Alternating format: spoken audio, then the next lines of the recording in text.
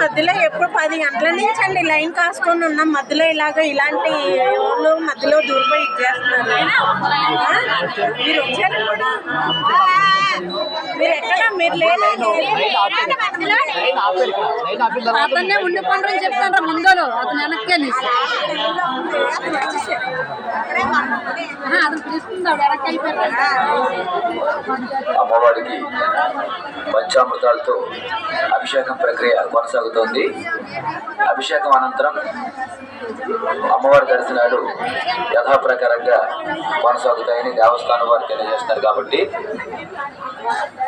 క్యూలైన్లో వేచి ఉన్న భక్తులు మరి కొంచెంసేపు అమ్మవారి దర్శనం కోసం వేచి ఉండాల్సిందిగా మనం చేస్తున్నాం.